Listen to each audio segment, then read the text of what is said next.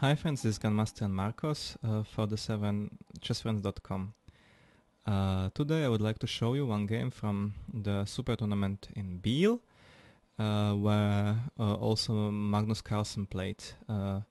He was second according to the new way of calculating the points, where the win was awarded with 3 points and draw with only 1 point. And he was defeated by Wang Hao, who scored so many wins and losses that at the end he got 1 point more. But actually, according to the let's say conservative way of awarding the points, Magnus Carlsen scored 7 out of 10 and was clear first, half a point in front of Wang Hao. So I personally think that he was the winner of the tournament, and we will have a look at one of his game, his win with white pieces against Viktor Bologan. Bologan is a chess player from the top 50 in the world, but he isn't like really the creme de la creme. But anyway, he was a substitute for Morozevich, who was ill and had to retreat from the tournament. So he didn't, Bologan didn't have any openings or any preparation, because he really was a last minute substitute, and this will be somehow felt in the game as well. But anyway, the game is a wonderful example on the topic of neutralizing the opponent's initiative. For most of us, attacking is easy and somehow natural. We simply are aggressive beings, and we really like to attack and like to be active.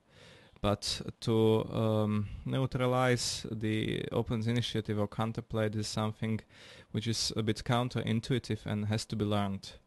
And on the other hand, it's a extremely important chess quality, so it's nice to find people like Carlsen or Karpov or I don't know, Capablanca. You see all three start with K, who are very skillful in this, and learn from them. So we will have a look. Well, Carlsen was white. He played d4, as today almost everyone in the chess top 10 does. Knight f6, c4, c5, d5, and now Bologan played b5. This Volga or Benko Gambit, as it is called, is the only one positional gambit which is playable in chess, perhaps. It's a very important gambit, and I call it positional because usually here Black doesn't get any like short-term dynamics or some attack on the king or something, such activity of his pieces. His compensation is rather long-term and positional, and is based on a very stable factors. This means that it's like a fire who is little for, or maybe very small for the moment, but it can spark and grow in every second. Like this, positional compensation is good in that aspect, that it can turn into the dynamic initiative in every move, more or less. So in practical chess against amateurs or against club players, this is a terrible weapon. But not so much against Carlsen. Carlsen is very skillful in getting the pieces into the right places, and giving him a pawn beforehand is not such a good idea, perhaps. But this is what Bologan usually plays, and he didn't have much time to prepare something else, so he simply tried it out. Actually, he tried it out also against me with a good results. I had problems to hold the draw, so he's really he knows a lot about this Benko Gambit. This for sure. Okay, Black plays a6. This is the main line. White takes, and Black plays g6. This is a very important nuance. In some situations, Black can take on a6 with the knight and put the bishop somewhere on f5. This is what's the idea. Why Black postpones taking on a6. Of course, this this pawn cannot survive long because it's attacked 3 times and no one defends it. So g6, knight c3. Now white already threatens to make e2, e4 and then exchange the bishop on a6 without spoiling his castling. So it's a good idea for black to take on a6 first, and after e4 black takes here, king takes f1, and now d6. So now the king cannot castle anymore. Well, white made some developing moves. Knight f3, bishop g7, and well, here we can maybe stop for a moment and make sure we understand what the compensation of black is. First of all, white's king's position is a bit spoiled, so white will need some more time to get the king into safety on g2 or on h2, depends on the line which is played. But the biggest compensation lies in the fact that black's pawn structure is very solid. Black has only one pawn island, which coast of this island is the c5 pawn, which is very well defended. So white has nowhere to play, no pawn weaknesses.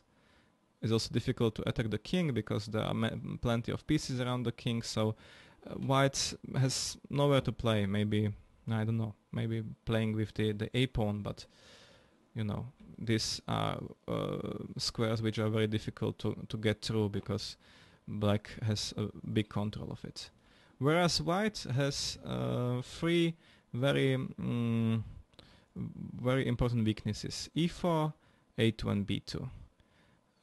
These 2 guys on a2 and b2 cannot be covered. One can cover another, but one will be always behind. So when black puts some rook on a8, some rook on b8, and the bishop on g7, they can make quite a big pressure on the a2, b2 pawns. And also sometimes black can simply attack the center from the side. So black has a long-term compensation attacking these 3 weaknesses, basically. g3. White makes place for his king, castling, king g2. Well, so white has hidden his king, knight bd7. And now, the fact that this is a positional gambit means that black has nothing, for example, against some exchanges. Even in some types of endgames, black has wonderful compensation for the pawn. For example, exchanging the queens is okay for black.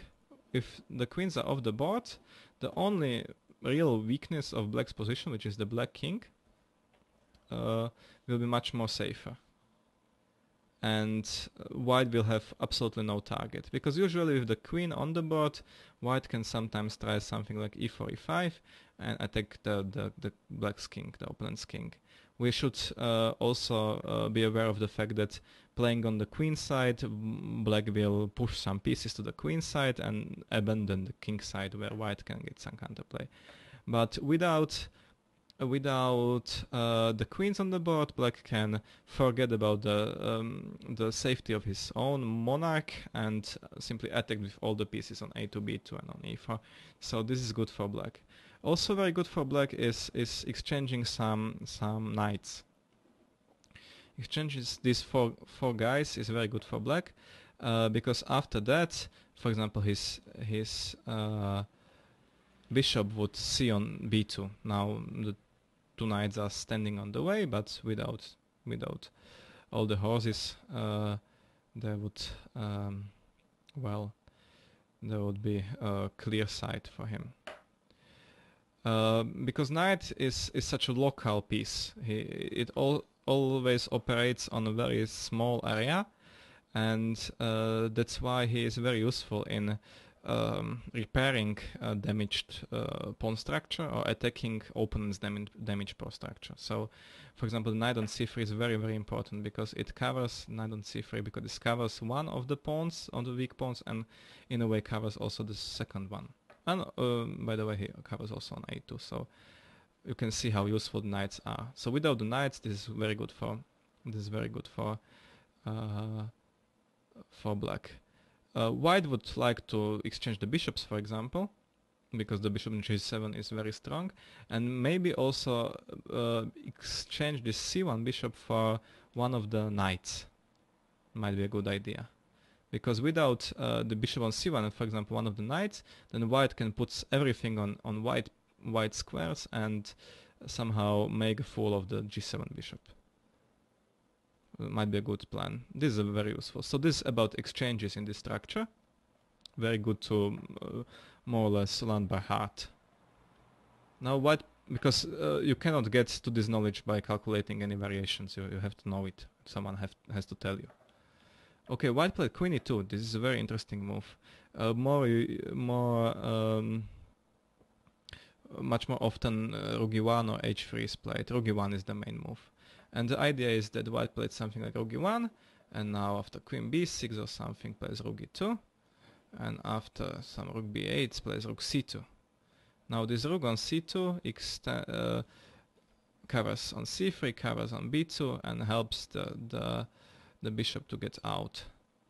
And basically for white, the main idea, maybe even further, basically for white, the main idea here is to get this second rook from a1, where it is very passive and it's only defending, somewhere to e2, where it's at the same time passive and active. It's on e2 it would play help to white to play e4, e5, and also cover all these guys here. So if white succeeds to get the a1 rook to e2, he would get good chances to get an advantage. And to get some activity as well. But with the rook on a1, it's very difficult for white to get any activity. White played queen e2, and this is very interesting and in a way a new plan, where white is thinking more or less: why should I sit with these two guys on a2 and b2, where they can be attacked by the bishop? I mean the b2 and the a1 rook, when I can push them further, and also not only they are attacked by the bishop, but also I'm giving all these squares to black pieces up to b3 and a3. Let's do it differently. Let's play a4, a2, a4, b2, b3, and knight b5. And put the structure, the defensive structure, on white squares where this bishop cannot attack it, and also like take away a lot of squares on the queen side from black. Of course, this is a bit a risky strategy because from the strategical point of view, you shouldn't move with the pawns on the flank where you are weaker. But anyway, it's a good idea. It's an interesting idea, and it's very attractive to me, at least. So queen e2, 60 times played approximately in the database. Interesting move. Black played queen b6. By the way, the idea of queen e2 is to cover simultaneously on b5 and on e4, because if I want to play knight b5, I have to have both these squares covered.